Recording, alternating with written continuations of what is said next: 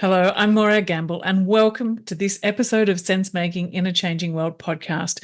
I invite you to join me in conversation with leading permaculture-related educators, thinkers, activists, authors, designers, and practitioners to explore the kind of thinking and action we need to navigate a positive and regenerative way forward to myceliate possibilities and share ideas of what a thriving one planet way of life could look like. My guests offer voices of clarity and common sense. In this episode, I'm joined by the Australian TEDx speaker, political economist, writer, thinker, and advocate for economic systems change, Katherine Trebeck. Katherine is writer-at-large at the University of Edinburgh, economic change lead at the Next Economy based in Australia, a fellow of the Post-Growth Institute, and a member of the Club of Rome. She also developed Oxfam's Humankind Index and co-authored The Economics of Arrival: Ideas for a Grown-Up Economy. She invites us to imagine an economy designed to serve people and planet, rather than the other way round. Katherine takes us into a conversation about the root causes of today's great challenges and invites us all to find our place in making the world a better place. Before we head into the conversation, though, I'd like to first acknowledge that I'm recording this episode from my hand-built solar-powered studio here on beautiful Gubbi Gubbi country with Jinnaburra lands to the east, and I'm surrounded here by my permaculture forage gardens in a permaculture eco-village.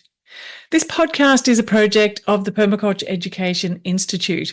We teach permaculture design, teaching, and livelihood skills online to people on 6 continents, who in turn localise and enrich it and find appropriate ways to apply the planet care ethics of earth care, people care, and fair share wherever they are. Remember to subscribe to Sense Making in a Changing World on your favourite podcast app, to share it freely, and leave us a 5-star review and a lovely comment, because honestly, it really does help people to find our podcast. All right, well, let's now turn to my conversation with Katherine Trebeck. Thank you so much for joining me, Katherine. It's an absolute delight. I've been following your work for a while and we have many common friends, but this is the first time we've actually been able to sit down and have a chat together. So welcome to the Sense Making the Changing World show.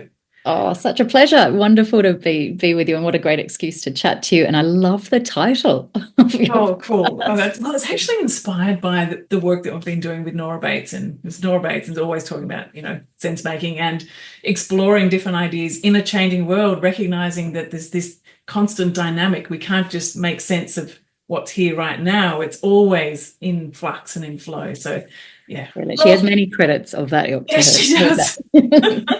But today, I wanted to talk with you about the wellbeing economy, which is the focus of your work. And maybe if we could begin in a place of just exploring what actually is a wellbeing economy. What does it mean to you? And what was the invitation that drew you into exploring this as kind of a way of looking forward?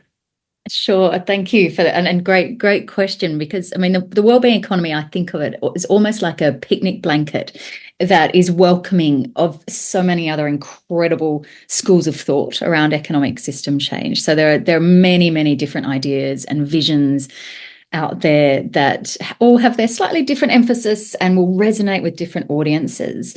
But at their core, all have a really quite profound reimagining of the role of the economy, and very much think about how the economy needs to be in service of people and planet rather than the other way around. And so the wellbeing economy idea didn't emerge to be an alternative, definitely not a competitor to those different ideas, and nor a synonym either, but more a term to just try to pull together, celebrate that plurality, but really foreground that common sense that it's time to really rethink the way the economy operates and who it's operating for, and dare to ask that question of, how can the economy better serve people and planet? And that sounds quite simple to say, but it's actually almost a heretical question to ask sometimes in policy circles, because it's often just taken as a given that if the economy is successful, everything else will be great, and how that success is measured is so often in fairly narrow, quite financial measures, often, of course, gross domestic product. And so the wellbeing economy agenda is really asking those quite profound questions around how is the economy operating? What's it designed for? What's its purpose? And surely we can design an economy that is in better service of what people and planet need. And practically, that's going to require so many changes, from the very local right up to the supranational, to how we do food, how we design businesses, transport systems, the nature of jobs, or tax systems, and so on and so on and so on. And how I get my head around that plethora of changes that's going to be necessary in a practical sense is to think of them as a little bit like pieces of a jigsaw puzzle. So all of those different shifts in practices and changes in policy are necessary, but none of them sufficient on their own. So this is not about finding one switch and everything's great. There's no silver bullet here. This is about a sort of beautiful tapestry of changes that together can add up to a different economic system. And just very briefly, the way I cluster those pieces of that jigsaw puzzle to just sort of get your head around them is almost, what most people do when they start a jigsaw puzzle is they start with the corners. And so I call these the 4 Ps of the wellbeing economy jigsaw puzzle in practice. So they are purpose, prevention, pre-distribution, and people-powered. And so purpose is really saying, well, what sort of economy do we want? What do we need to nurture and grow more of because it's aligned with what people and planet need? And also then, what if we're really honest, what sort of economic activities should be powered down because they're not aligned with what people and planet need? And sort of things you'd see in that corner of the jigsaw puzzle maybe are things like these multidimensional dashboards that many governments are bringing out to take a wider view of what progress is like in their countries, but also at the enterprise level, all this incredible plethora of for-purpose business models would be another example of that. So that's purpose. Next one is prevention. And this is about saying, of course, it's utterly necessary to respond to the harm that the current economic system creates. This is downstream repair after the fact. But that's not good enough just to stay in that space. And so this is about saying, can we look upstream and identify the root causes of some of that damage, whether it's to people, to communities, or to our ecosystems, and take action there? Because at the moment, governments and charities and individuals spend a lot of money downstream responding, and so it's terribly inefficient in its own terms, this system. So this corner of the jigsaw puzzle is saying, right, let's identify the roots and take action there. And so the sort of things you might see in this corner of the jigsaw puzzle are things like, well, decent work. The more jobs meet people's basic needs of purpose and identity and autonomy, the less our GPs will be having to prescribe anti-anxiety treatments. The more those jobs pay people enough to live on and give them enough hours, the less our Treasurer will be having to announce increases in rent assistance in the federal budget. The more circular our production and consumption systems or renewable our energy systems, the less we'll be having to do beach cleanups or install carbon capture, sequestration and storage, or respond after a huge climate-induced bushfire or flood. And then moving to the third of the corners is pre-distribution. And this is saying, well, yes, government has a role in reducing the gap between rich and poor through taxes and welfare transfers. But how can the market economy do more of the heavy lifting? And this is the idea of pre-distribution. And so the sort of things you'd see in this corner are things like maybe worker-owned cooperatives where you have labour owning the capital, things like the community wealth building agenda. It's about generating economic activity from the community up rather than waiting for wealth to trickle down, because we know it doesn't. Also things like getting the prices right on our goods and services, so we're not seeing things that are falsely cheap because they've externalised environmental cost, or they're on the backs of poverty wages, for example.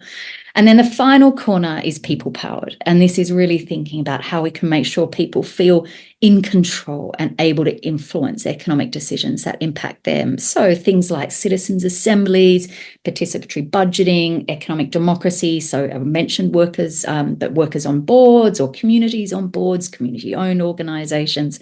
All those sorts of things, a just transition agenda, all of that comes into play. And so you get a sense of the sort of changes that are needed to really add up to a different economic ecosystem. So this is a whole systems rethink. And as you were saying, it's a transition, and it's a just transition. I love the way that you talked about it being a tapestry or a picnic blanket. It's like it makes it really real and accessible. I often think about permaculture in a way like that. I load so many things onto that blanket and offer that. And I think it's a really lovely way to communicate it. So you've created We All to be able to hold this or share this. So what can you speak a bit to that organization Sure. and how you're able to communicate such an everything concept? Sure. So the Wellbeing Economy Alliance, which rather nicely abbreviates to We All, which is kind of the theory of change, essentially, that if in it, and it basically, I describe We All as having many mothers, in that there are lots of different people who came together to start We All in roughly 2017-18. And they really recognized that there had been no shortage of amazing work being done to try to change the economic system. And many of those mothers had been working on this agenda for decades in their different spheres of influence. Some of them were academics, some were activists, some were enterprise leaders, some were network builders, and they all had their important traction, important impact. But they really saw that there was incredible islands of progress, but because they weren't really connected, the water of business as usual just carried on around them. And so they came together and really, out of this idea that we as in the economic system change movement in its broadest sense of the term, needed to collaborate like we'd never collaborated before and really connect, amplify each other's work, take the messages of incredible pioneering practices up to policymakers and try to hustle there to change the rules of the game, but also create the space to dare to ask some of these questions that are so often dismissed as, naive or romantic, and often describe We All as rolling out the red carpet on which the members dance. And those members have specific expertise in different pieces of the jigsaw puzzle. So they might be experts in circular economy or economic democracy or community wealth building or economy for the common good, or sort of different ways of accounting or beyond GDP initiatives. And all of those people have something to contribute. So We All was very much about saying we need to create ways to connect and build that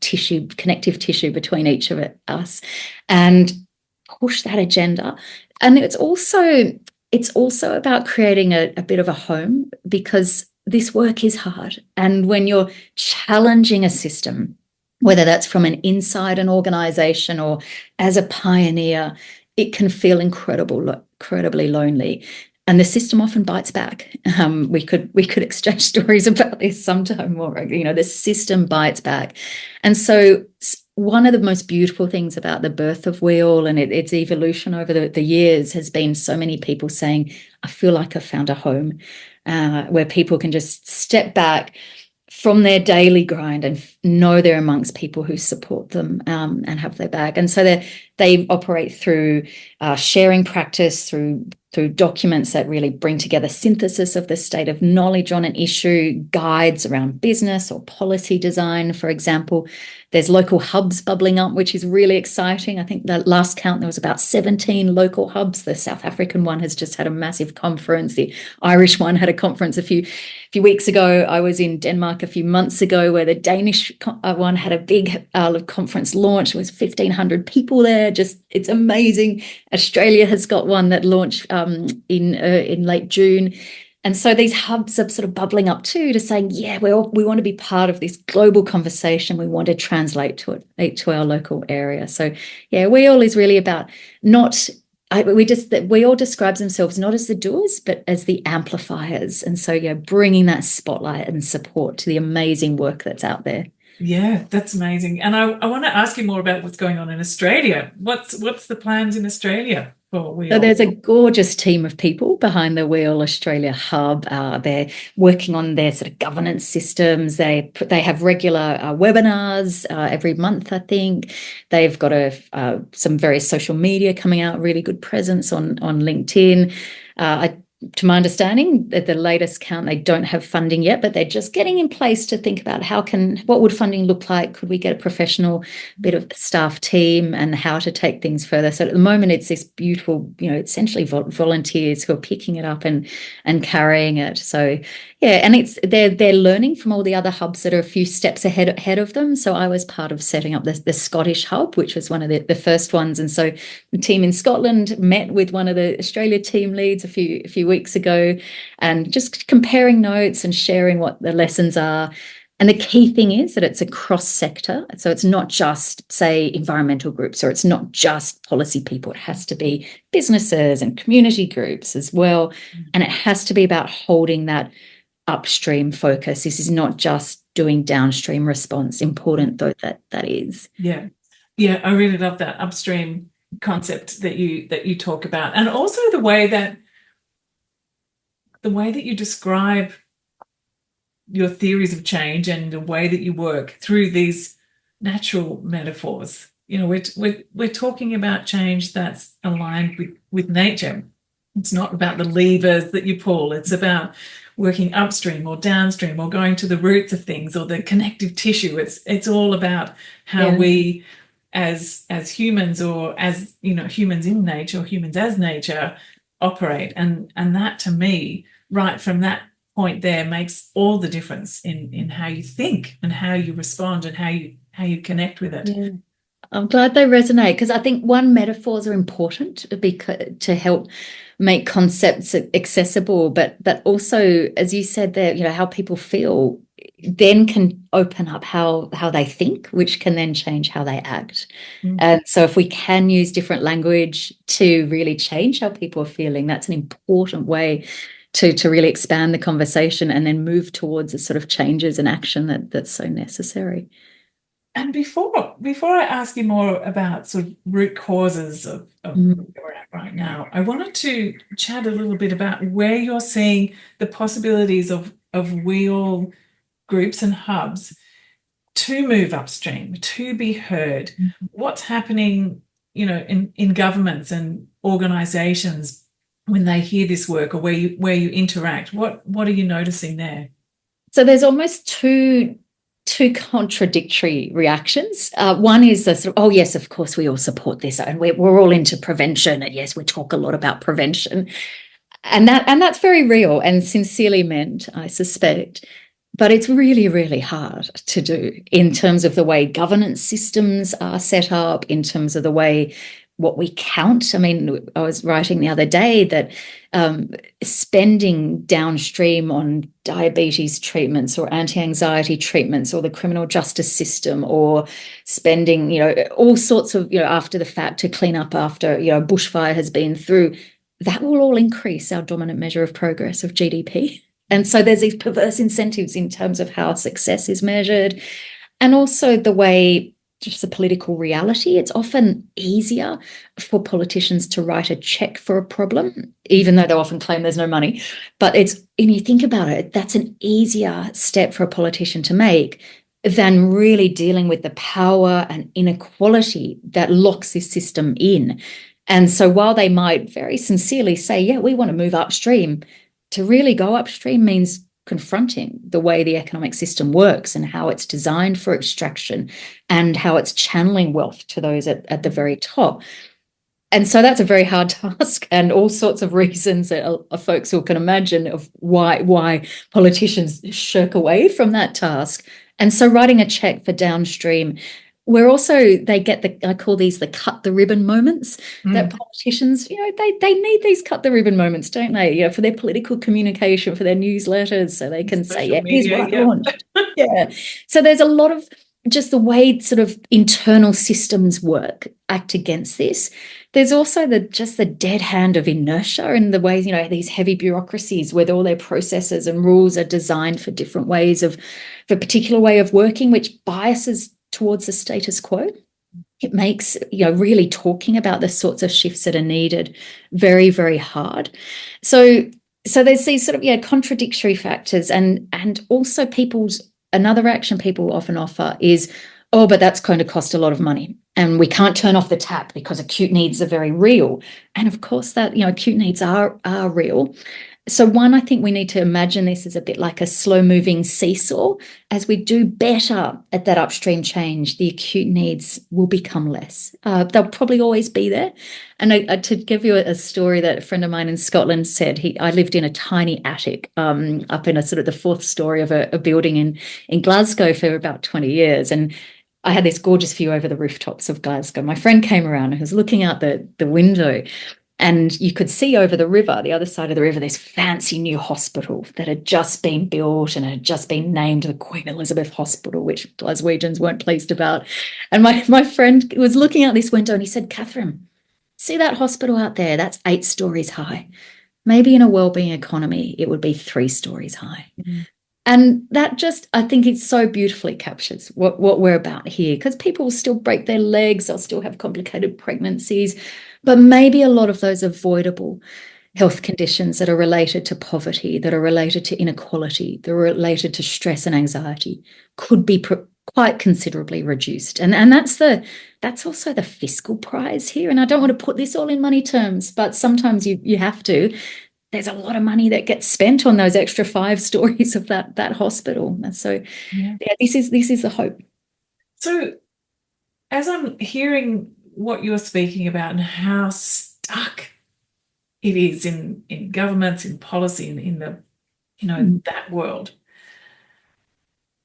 the space that I've ended up operating in my world, because I feel like there's flow and there's possibility and there's doors that can be opened more easily, is in this community realm, and through community education and through, deepening the understanding and broadening it. And so my theory of change is often about, myceliating the possibilities rather than trying to tackle this end, because it just feels like a butting heads. Mm-hmm. So in your corners of your jigsaw, and I love that image, there was this people power part. And I guess that's where I feel like I mostly sit in that space.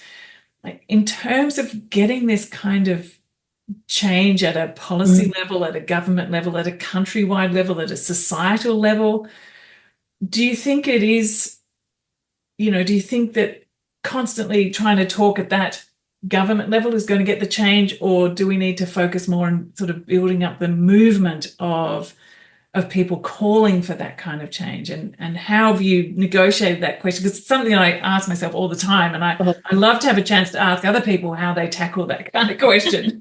And I'm equally constantly saying, am I working in the right space, or am I being as useful as I can be?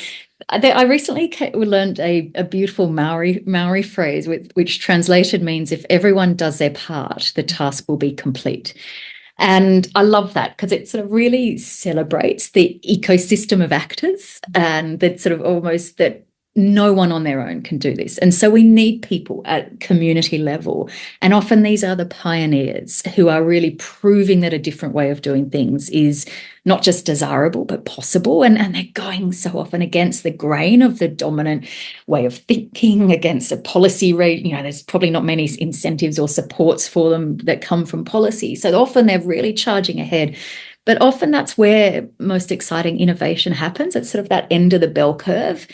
And so we need that to prove the possible.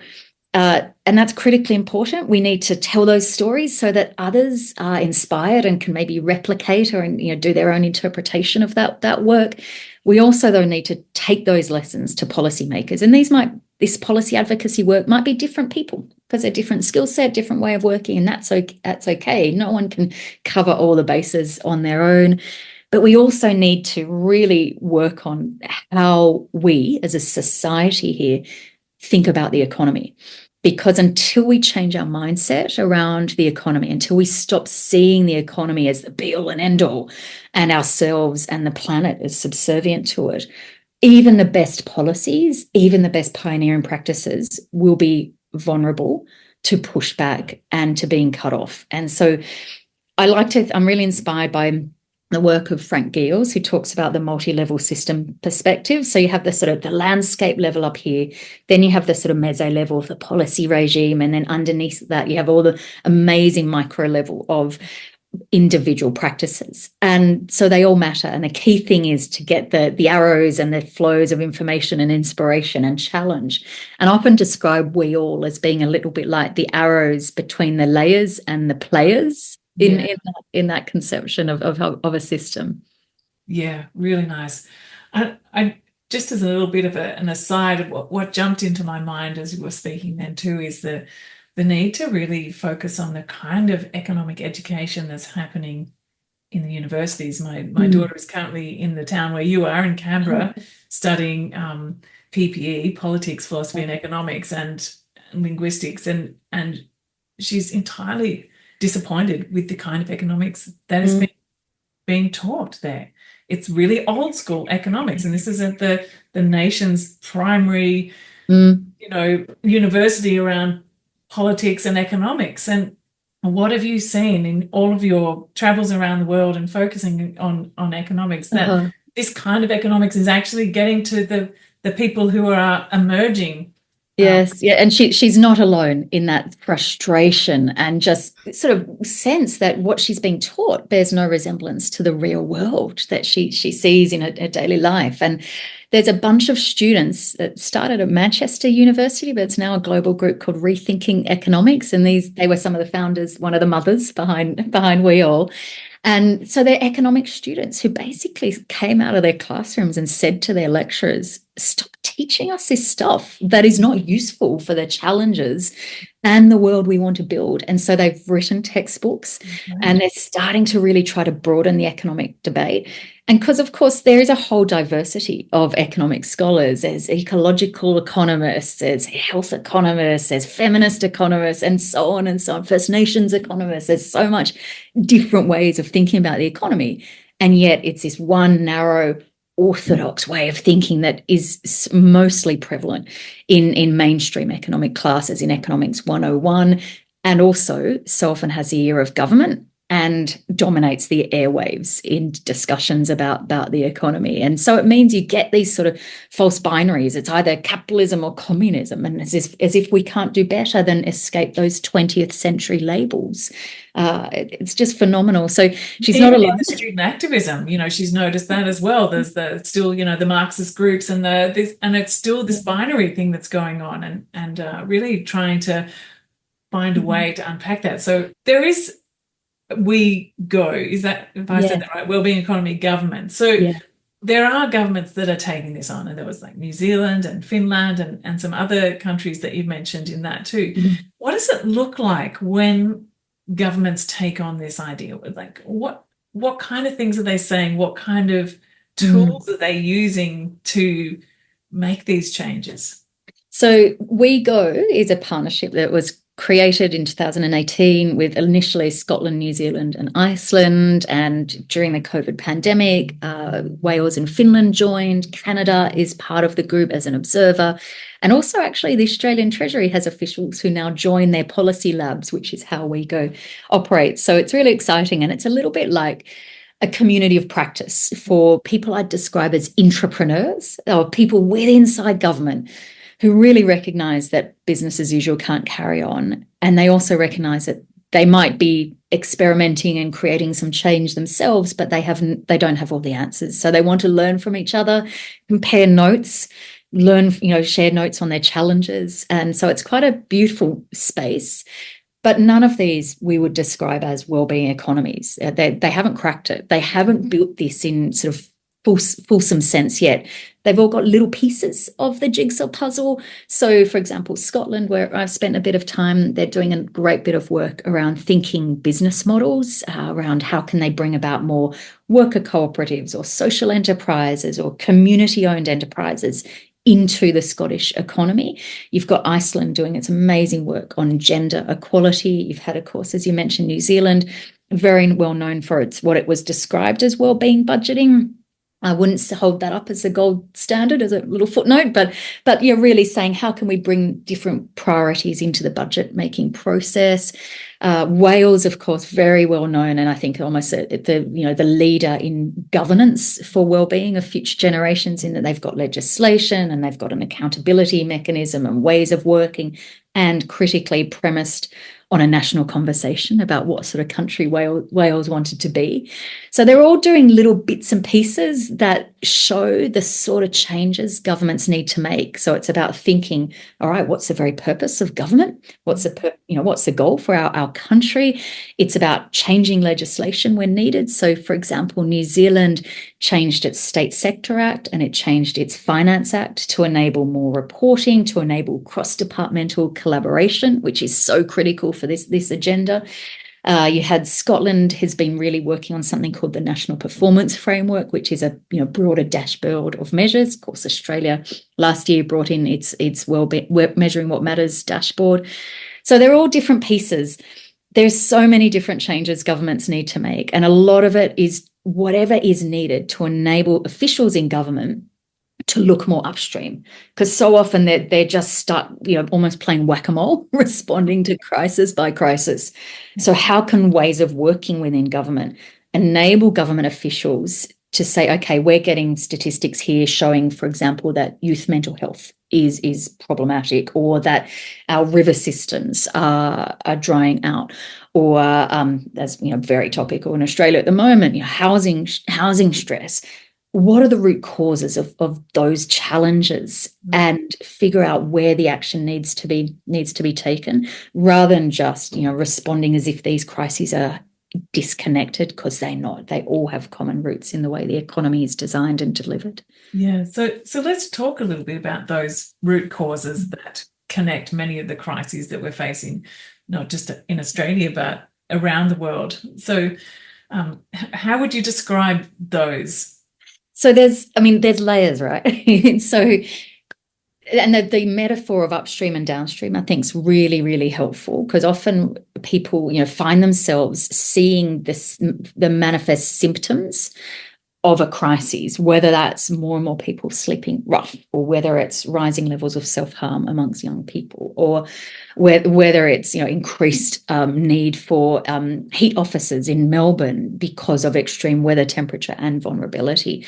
All these different sort of manifest downstream responses, they're symptoms of something deeper interconnected. And the key is to, and I'm often saying to folks, if you know a 3-year-old or 4-year-old, a niece or a nephew or a son or a daughter or a grandson, they go through that stage of asking why. And kids can be a little bit annoying. Why? But we need to channel our inner 3-year-old and say, but why, and keep looking and asking why until we get to the root causes. And you find yourself facing the economy. And of course, we could go even further upstream to why the economy is the way it is, to issues around colonization and deep, religious thought and so on. But even just pausing at the way where the economy is hugely challenging. And so let's take one example, plastic pollution in our oceans. So you could, have brilliant programs to take plastic. There's brilliant initiatives, say, led by surfers, for example, to take plastic out of the ocean.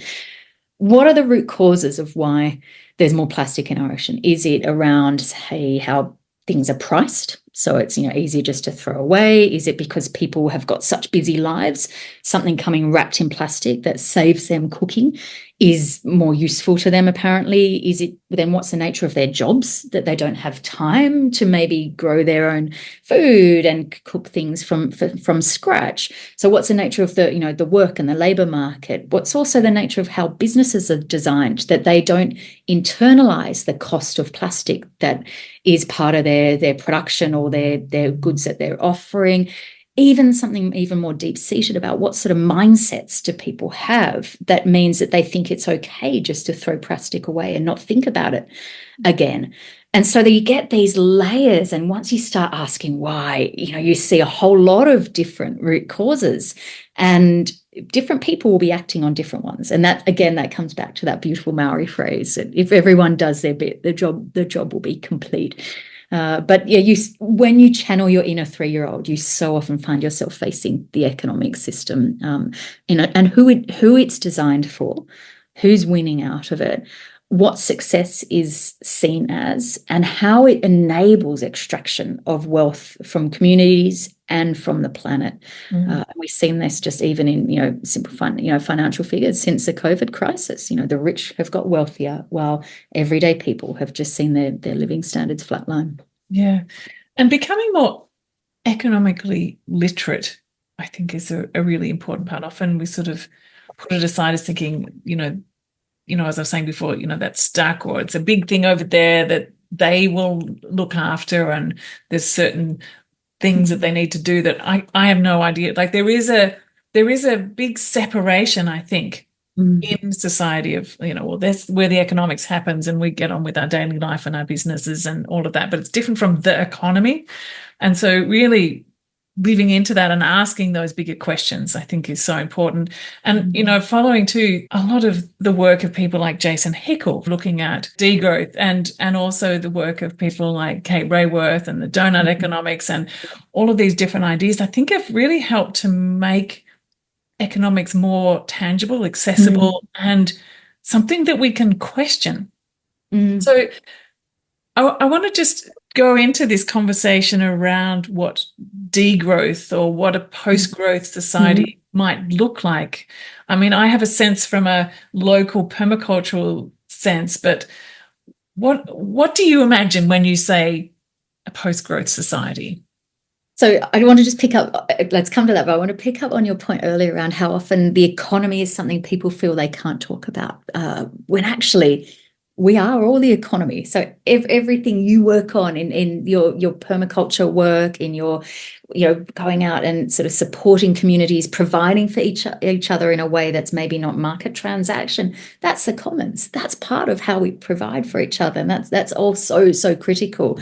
And yet so often people hear the word the economy and they think, oh, men in suits shouting at screens and graphs that are usually going down, and I think perhaps that's been deliberate to create the economy as this sort of elitist thing that people don't dare to question then, and they don't dare to ask, well, maybe could it be done differently? And I think there's a lot of amazing work done to make it more accessible, and prize are open. And one of the incredible organizations here in Australia is called Think Forward, and they're coming out with really great comms to just sort of question the way. For example, last week they had a piece out around negative gearing. And just, full credit to them, because they're just unpacking some of these issues and almost demythologizing them so that people can say, well, actually, we could ask different questions about some of these ideas.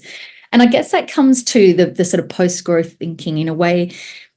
Ronald Reagan, back in 1983, said, there is no limit to growth because there is no limit to human imagination and ingenuity. And sometimes I think it's our limited imagination that sort of hinders us today from imagining an economy that's, I'd say, better than growth. And to me, the question always needs to be asked, well, growth of what? So often growth is a bit like the phrase move. So if I just said to you, Morag, move, you'd ask me questions. You'd say, oh, okay, Katherine, which way? Up, down, over here, that way, or sideways, or faster, or slower? You'd ask me questions about what sort of move. We never ask that about growth.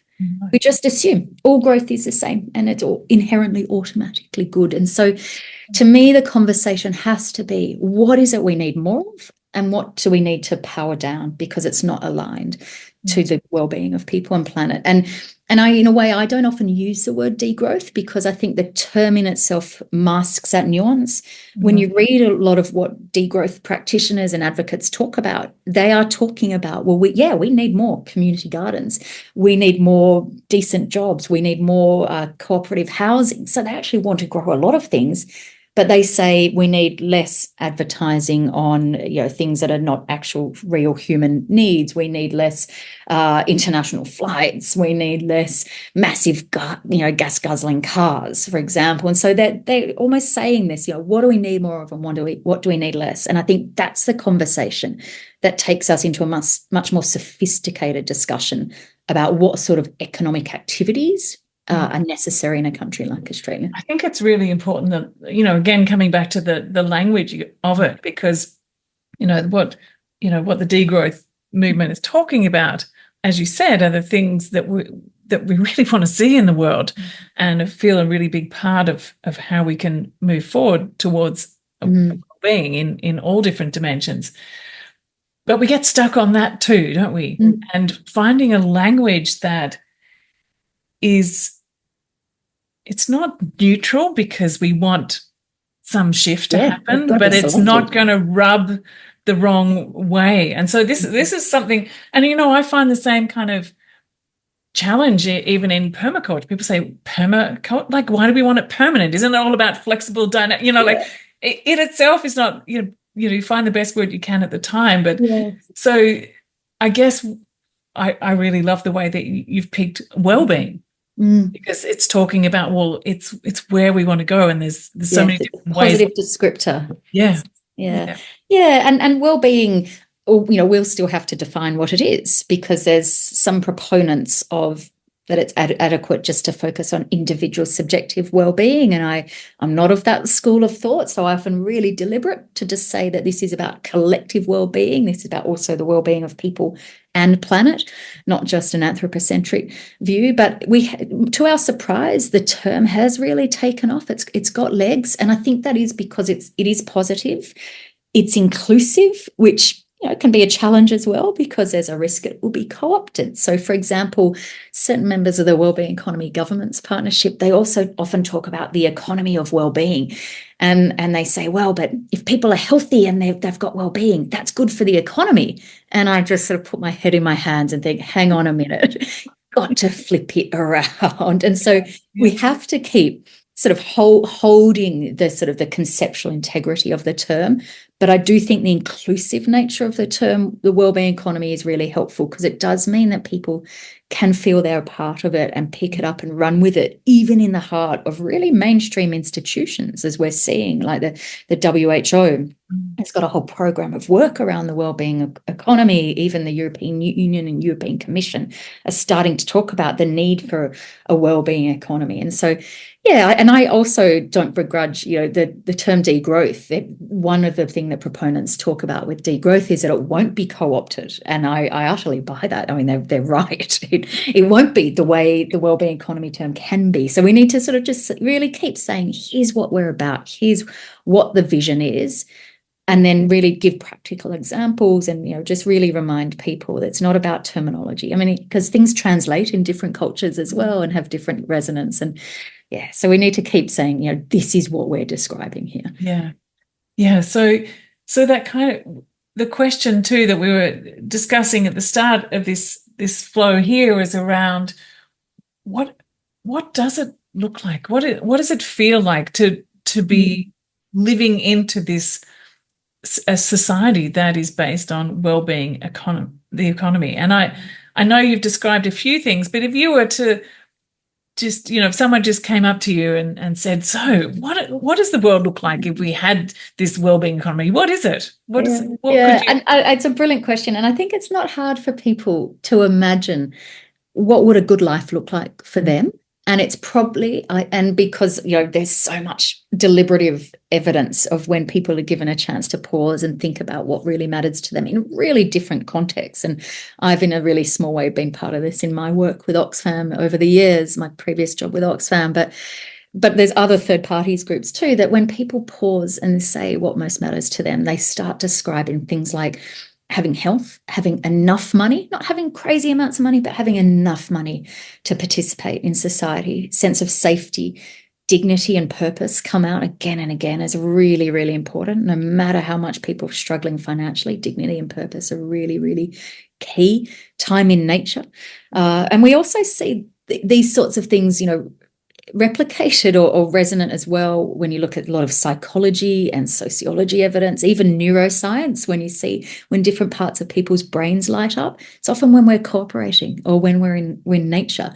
And when is the stress hormone cortisol racing through our brains? It's when we don't have enough time to do what we want, when we don't feel we're taken seriously, when we don't feel we have the resources to build the life we want.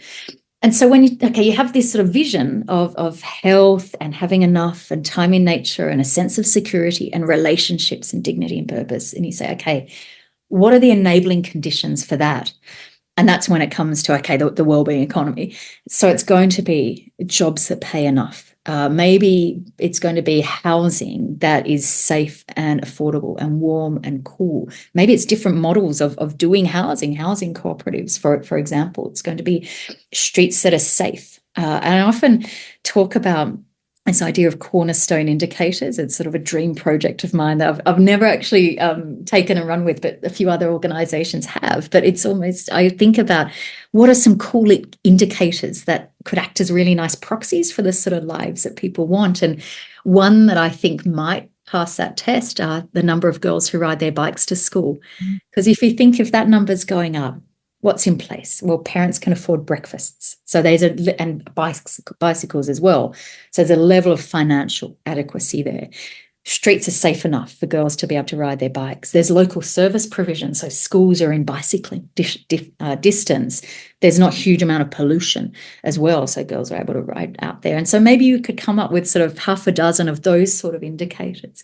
And then you can say, okay, what sort of economy do we need to enable that context? And there are examples from so many different areas. I mean, in a book I wrote a few years ago with Jeremy Williams, we talk about Japan and Costa Rica as in their different ways, not being there yet, but showing the possibility of this conversation. So Japan, because it has had infamously decades of low GDP growth, and yet has very, very high life expectancy, does quite well on measures of equality, not on gender equality, though. It hasn't sorted that. And it also doesn't do very well on levels of stress and work-life balance. So we say that this is a country that has a possibility of stepping off that treadmill, and yet they haven't yet because they just keep pushing down on the treadmill.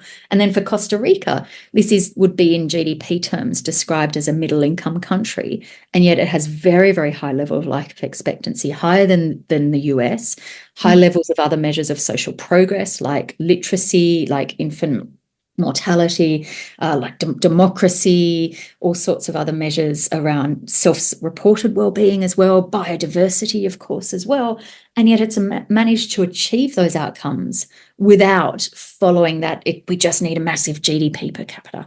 And so there's a possibility. Neither of those countries are perfect. They've both got their flaws in different ways, but they show a possibility. There's lots of other examples I could share too around different enterprises and businesses, but I'm conscious of time, so I won't. Yeah, but I think it is really interesting, isn't it, to really be able to shine these lights on the segments, the aspects and the dimensions that are working really well, and to understand that and to share that, because often we go, oh, well, it's not all working, so then we can't, it's not going to work. Whereas actually saying, no, there are dimensions, and this is why, and understanding that and inspiring and opening what you're doing with We All sounds to me like, you're opening the space for conversation to happen, to share across sectors, across countries, across the world, upstream and downstream, to be able to go, okay, well, let's pay attention to this. Yeah, exactly. And so thank you for sharing those examples. I mean, I think they're important because they give people reassurance that it's possible. Yes, it's hard, and yes, often until we change the rules of the game and the mindset, it's going against the grain. But there is no shortage of amazing examples that show a different way of doing things in communities, in enterprise, in government. There is a whole suite of changes that demonstrate what we need more of. And I mean, there's this beautiful phrase, the future is here, it's just unevenly distributed. And so there are chinks of light on what a better future could look like. We just need to sort of scale them across and make them the norm rather than the exception that proves it. Yeah, and just coming back into this, conversation about permaculture again. I mean, as I'm listening to you, I'm thinking, this is what I spend my life talking about, is talking about how to create well-being in local communities, how to create co-ops, housing cooperatives, eco-villages, local economic system, like really, because the ethics of permaculture about earth care, people care, fair share, it's deeply connected to in the restoration, protection of natural systems, and how we can thrive as humans living with a lower impact, but, greater well-being and social justice. And so I kind of landed in this world of permaculture thinking, this is a way that I can communicate that. And I wonder what you've seen around the world too, maybe it's permaculture, maybe it's other examples of these movements, I would say, or educational movements that you've seen around the world that are really trying to uplift. And perhaps if we could connect more, amplify this work, because sometimes I feel like I'm in a little bit of a bubble. Well, join we all would be my encouragement, because through groups like we all, to just feel that you're part of a wider movement and share your lessons as well with colleagues who are working on something completely different, or who might be inspired to build more permaculture activities in their communities around the world. But I think there is something really significant about permaculture practices that, one, have an impact where they're, in their footprint, I guess, there's that very tangible, clear impact. But there's also another layer of significance of permaculture, because it really speaks to a different way of thinking about humans' relationship to the world, the natural world, and to each other. And in a way, it sort of embodies the sort of mindset shift that's so necessary. So it's not just that tangible impact, critical though that is, it's also what it's demonstrating. And it sort of prizes open those heretical discussions that we're not allowed to have, because any change to business as usual is naive and romantic and unrealistic. And then actually suddenly you can say, well, look at all this permaculture activity that's happening in Australia and around the world that proves we can do it differently. Yeah. So it's enormously significant for that other layer as well. Yeah, I think that to be able to show it's possible, and at many scales, from home to the community to bi-regional scales as well. But also what I think is significant is that it is actually an educational movement that is gone around the world. And in a way, I feel like it's almost this sort of people up, democratic educational movement that's talking about the things that matter, that uplift and highlight Indigenous cultures, traditional practices, ways of living that really tend to well-being of people and the planet. But I wanted to also ask you about your work with the next economy, because that's something that's really big in your work, in your suite of things that you do these days. Yeah, so my job title, I think, is Economic Change Lead at the Next Economy. And of course, they've become quite well known for their work, really holding the hand of communities who are going through change. And they want to really use that experience and speak much more to the national economy, the macro economy. And so I've been part of exploring what that might look like for them. We've done a project called the Heading Upstream project, where we're really thinking, how can we take these sort of nice, nods to the idea of prevention and say, well, let's put the economy into conversations around prevention. How can we shift the gaze of people upstream, all these people who are working individually on those downstream symptoms? How can we really think about what are the economic root causes of so many challenges, whether mental health or loneliness or plastic pollution, as we talked about earlier, and also just how do we bring different people together to enable these conversations to happen. So it's been really, really great, one, learning about their amazing work, because I think the Next Economy's work in communities just demonstrates that people-powered piece. It really shows that we know that when communities feel done to, they will dig their heels in, quite understandably. But when they can see a better future, when they can see the pathway ahead of them that they've imagined and created and designed, then they're more likely to be able to go on that journey of economic change. And so it's so critical for that piece as well. It's almost like enables the process of economic change to happen, rather than letting it become too divisive and scary. So again, I'm so proud to work with them, because it's so critical for, again, so many different levels, their work. And the other piece that you were talking about too is your work with the University of Edinburgh with compassion in the economy. Yeah. So maybe we could just finish up with that piece, because that's exciting. So I've got what I think is a very cool job title of Writer at Large at the Edinburgh cool. Future. I think it's kind of like writer on the loose. So it's part of something called the Edinburgh Futures Institute, and within that there's a compassion initiative. And my brief has really been to explore how the ideas and science around compassion might add something to thinking about economic change and vice versa as well. And compassion is really critical in that it's about understanding why suffering is happening. And I think if you take that seriously, to go back to what we've been talking about earlier, Morag, you can't not look at the economic system, because otherwise you're just sort of throwing pennies into a cup and doing old-fashioned charity. But if you're really compassionate, you're looking at why people are suffering. You're channeling your inner 3-year-old and asking why, and then that almost demands that you face the economic system and take action there. So I've been writing a lot. I've been designing and delivered earlier this year a little master's module around the wellbeing economy, and it was beautiful. It was for people were from all over the world. It was part of the Planetary Health Masters, and within that, this Wellbeing Economy course. I'm just updating the course materials for next year's iteration of that, and such fun working with these passionate, smart students from all over our planet who are asking these questions, sort of questions your daughter is asking. Yeah. How do people access those sorts of programs? Because I know so many young people, my daughter included, who would just absolutely love to do that and feel like they're just treading water at the moment in their university courses going, please give us more. Yeah, they're certainly out there. So I have a page on the Edinburgh Futures Institute website, which has got all my writing and my sort of pontification about my writing at large around compassion in the economy. And there's links through that to the Wellbeing Economy Masters, which is the Planetary Health Masters. But a lot of schools and universities around the world do have courses in these sorts of topics. They might be called something different. They might be called, transformations, or they might be called sort of systems thinking, or they might be called rethinking economics. There's also a lot of MOOCs, sort of massive online open courses as well. Yeah. So there are different ways, and again, joining where they have regular talks and deep dives into different corners of these conversations is also a way for people to increase their learning and share their own experiences as well. Great. Fantastic.